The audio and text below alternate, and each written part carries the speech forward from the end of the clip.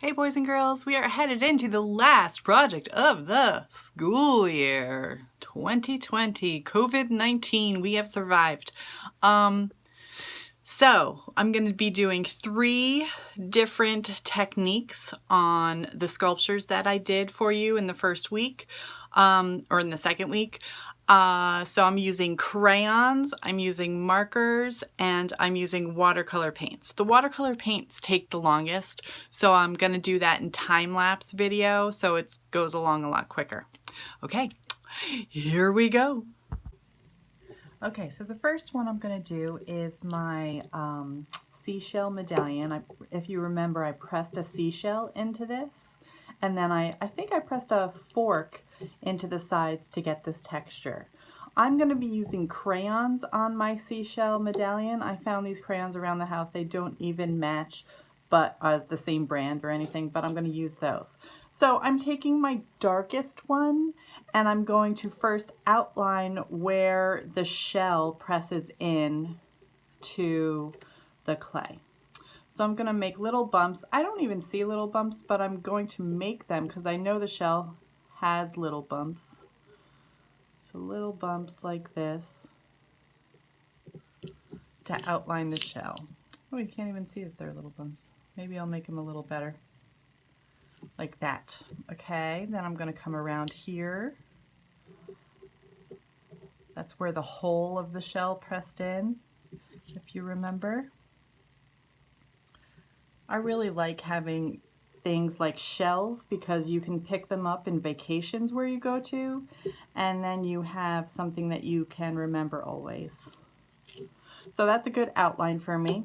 I am going to, what color should I do the inside of the shell? I'm going to first leave the inside of the shell white and see how that looks. I might like that look.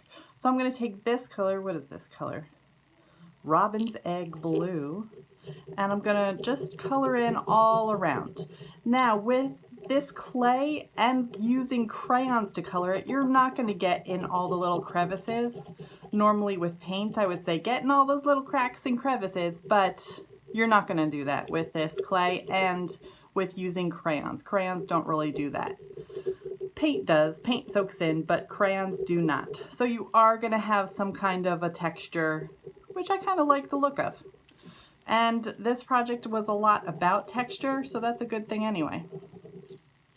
I think I'm even going to go a little bit out here just so I have a little outline, even though I'm in the little fork texture area. Maybe a little bit more up here. Okay, I like that. I'm going to move on to maybe this color. What is this color? Sky blue. Okay, and then I'm going to do those little, ooh, that just fell off. But remember, you can use pieces of crayon that fall off. This is just as good as the big crayon. And now that that fell off, I'm just going to use the side of this, and that will work out really well for what I want to do, which is just the texture part. I don't want where the fork actually pressed in to be colored. I just want the part that actually sticks out to be colored. So this was a happy accident that this fell off. Happy accidents always happen in art, and they are to be treasured, not feared.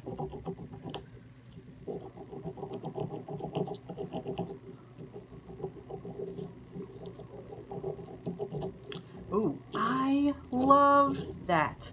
I think I'm not even going to use the last color for this. I like that white because it mimics the white over here.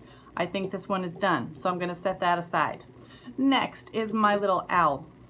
My little owl, I'm going to be using markers to do, so I am not going to worry about getting all the white on here.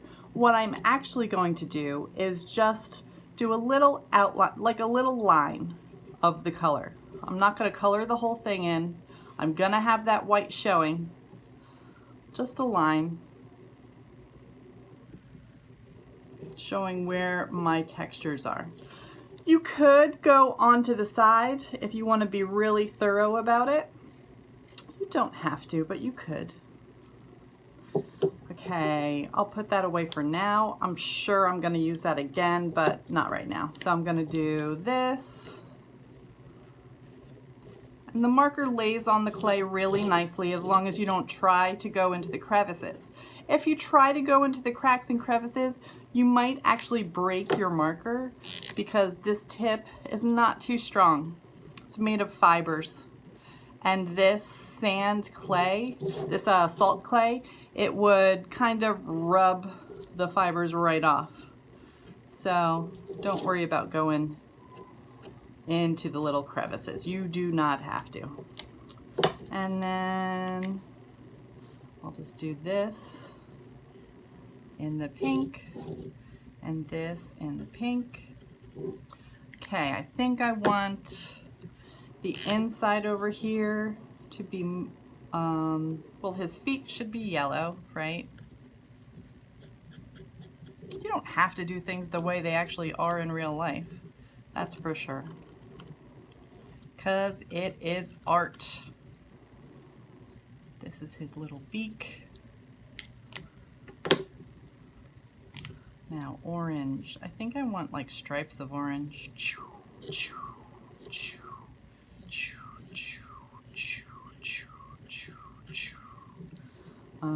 Can I fit in there? I don't know if I can really fit.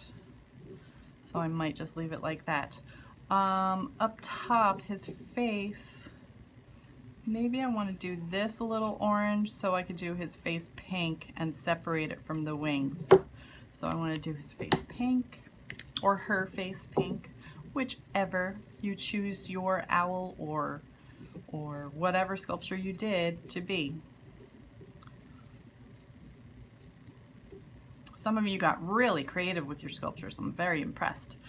So I'm going to go in between here so it shows off his or her eyes. Like that. Maybe a little bit down here just to show off the beak. I think that is done. I'm going to put that aside. So we did crayons, we did markers. I am now going to do my hamburger with paint. And I think I'm going to do that time lapse.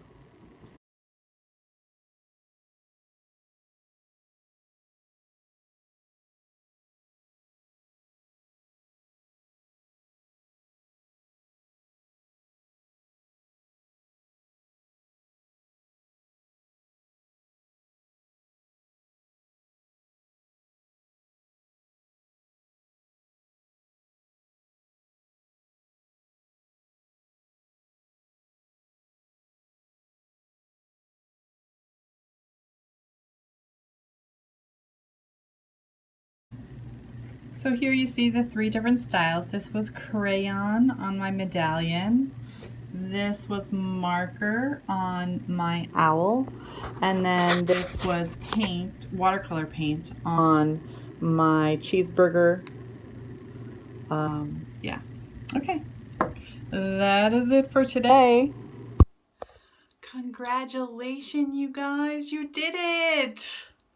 It's the end. That's the end of the year in art, and you did it. And it was not easy, but you totally did it. I wanted to show you as a bonus my downstairs bathroom, which is themed Alice in Wonderland. You can see there's little teacups on the ceiling. Alice in Wonderland bathroom. Ooh, I bought most of these pieces of art from artists on Etsy. This one I actually painted myself, but that's the only piece of art in here that is actually mine. Some of it's a little creepy because Alice in Wonderland, a little crazy. I hope you have a great summer. I hope you continue to do art while you are on summer vacation. And if you want to send me stuff, send me stuff. Send me pictures of your artwork. I would love to see it for the summer. Have a great summer, and you got through this distance learning thing. It has been sometimes very trying. It sometimes has been very challenging. It sometimes has been very fun because we got to hang out with the people that we love the most, our families. Congratulate your parents for getting through this time. It was not easy for them. I know they make it look flawless and they make it look like it's the easiest thing in the world. They've been doing it for years, but it's not. They had to work really hard. So thank them, say I love you, whenever.